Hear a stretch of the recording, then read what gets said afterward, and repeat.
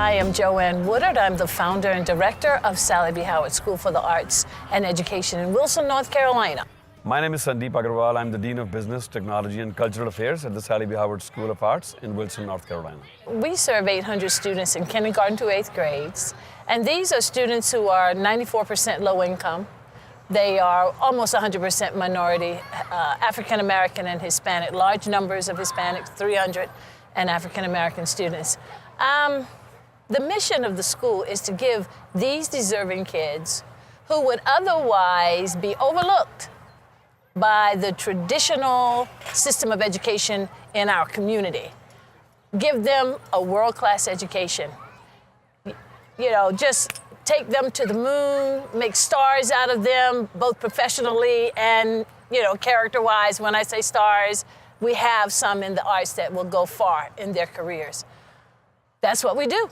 Well, the overall environment at school has become so positive. Having 90% staff trained in Nurtured Heart in itself is a milestone. And then milestone is proving to us what a great, tremendous energy and benefit that can bring to our institution, and we are seeing the results as they are happening. And I think a big part of that is because we are a Nurtured Heart endorsed school, which means we practice that wholeheartedly, with 90% of our staff at least being certified trainers in Nurtured Heart approach. We are the first NHA endorsed school that's on record under the Children's Success Foundation.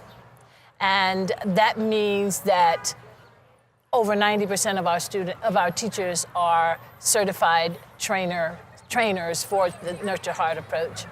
It means that we're committed to using that approach to build the confidence and the character of our students. We've seen a great change and a lessening of suspensions, actual suspensions out of the building. And that's because the person who's in charge of the discipline works with the teachers to help them create an environment that will eliminate the need for out-of-school suspension. We never have in-school suspension. Even when they've done wrong, even when they will have to be expelled, we still love you. When you come back, we're embracing you. We expect things to go well for you. It's not, we're happy to have you back. It's just that what they leave with is something that they are not mad about. They're willing to come back and want to come back and start all over. They get to reset and restart. I want to mention that attrition in terms of teacher turnover has also had a tremendous impact with the Nurtured Heart approach too, that they're using that. It has created an environment and a culture in the school where people are much more satisfied and happy to be in that environment because they are recognized, they're acknowledged, they're celebrated, and they're cared for, just the way that the children are cared for. The teachers know that they're cared for there as well. I have in my mind to let you know that children are not yelled at, they're not demeaned, they're not embarrassed, they're not humiliated, and it's just part of the culture. It's not like, oh, I have to remind you. That's a big difference. And anyone that comes into the building notices the warmth and the friendliness and the caring, not just for students, but for whoever's in the building. A parent, a visitor can come in the building walking down the hall and they're looking left and right like they don't know where they're going. And someone just passing by will stop and say, oh, what are you looking for? I can help you get there. So the culture has changed as a result of that. Yeah, it's a very organic part of our culture now. Yeah. And the beautiful part of which I notice myself is that even a new staff member who comes to us and who has not been trained yet, the environment is so friendly and so welcoming and so nurturing that they automatically become a part of that system by themselves. And once they're exposed to the approach, of course, it's only addition to it, it's only adds to it. It's not like when you come in our building, you're going to hear constant praises every step of the way. That's not what you're going to hear necessarily, but what you will notice is the absence of negativity. You're going to notice that. Yeah. So when there's no negativity in the environment, that is one of the biggest factors which we believe can help a child realize or see his true greatness. Appreciation and praise comes later on into the picture, but stopping the negative is a big start. Huge. And I think we've very successfully been able to do that. But I'm very happy about the fact that the absence of negativity is our first accomplishment. And we are, we're reaping the benefits of that. Exactly. No visitor coming to our school ever goes back without mentioning all this. Yeah. They mention the positive environment, they mention the absence of negativity, and all this is just so They beautiful. always mention the discipline of the children. They say, you have how many children in this building? I don't hear anybody. Where are the children? Is this a holiday? We'll have events in the building and the community will be in there during school hours. And they'll be all in the lobby and going here and there.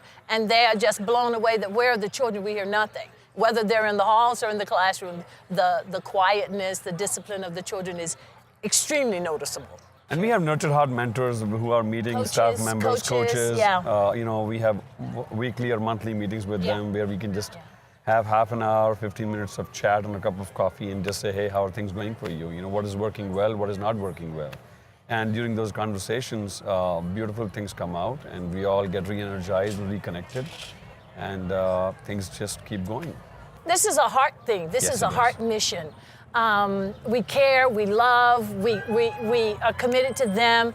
And when we encountered Nurtured Heart, that was just gravy, icing on the cake to give us a methodology even, an approach. Very clear structure. Yeah, a very clear structure to make that happen, even in a deeper way. Yes. That's the thing. We love them, but the Nurtured Heart allowed us to reach and connect with them in a transformative way that we probably just didn't have it to that degree before. Exactly. So, and I think also it has gone to a conscious level for all of us as staff members. Because of the negativity going away and all that, it's very clearly evident that the consciousness about being positive, about approaching this things from your heart, has just gone to a certain different level. And I just want to say before you even ask me anything or this clip is over, what an honor. Oh my goodness. What a privilege to live a life with this kind of purpose and this kind of meaning. When any of us think about it, because we chat and talk about it, it just gives you goosebumps, chill bumps. And I'm feeling it right how now. How did I get so not lucky? But how did I get so lucky to have this life, to be given this life? So the gratitude is so much bigger than the idea of doing some great, great, great thing actually for me. Yes. I was even a little, profiling greatness. We haven't accomplished yet. We haven't accomplished yet. We are on the way. We are making our what way. we have set out to accomplish. Yes. When we accomplish it, we have changed the world. We're changing lives now, but when we have accomplished it, you will know it and I will know it and I will not feel like unworthy yet, But until that, what gratitude I experience nearly every moment of the day. What a privilege, what an honor to do this work. The heart and gratitude are very directly connected. And what an inspiration it is for me to be working with an inspirational leader like Dr. Woodard, where you learn, which I've learned very consciously, to be grateful. Whatever I am, whatever I will be, Ooh, let's sing. I'm grateful for that. That's our theme at Sally House. All that I am, all that I see, all that I've been and all that I'll ever be is a blessing. It's so amazing. And I'm grateful for it all, for it all. That's it. That's the whole story. There is no force more powerful than love on this planet. And love can only be felt by the heart, with the heart. Mind has no connection to it. And the Nurtured Heart approach in that way is touching us and making us feel that love and give that love. And it's love, and the flow of love is making our life lovely and beautiful. That's how I see it here. We are very committed, as you said before, to take this work to the highest possible levels so we can reach each child, not just at our school, in the community. And that is why we from Sally B. Howard School send our staff sometimes to other schools who ask for help. Yeah. and expose them to this approach, just in a very selfless way, because the idea is to reach each child that we can. And not each child is at our school. And there are other schools in the community, and if somebody is open to it, we want to run to you and take this great work to you.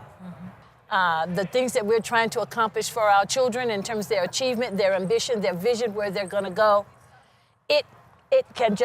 we can go right over the roof if we had, strong parent involvement. And that requires parent education and parent training. So Nurtured Heart is beginning to help us. We're going to use Nurtured Heart to help us connect, reach, and partner with our parents going forward. That's our next frontier.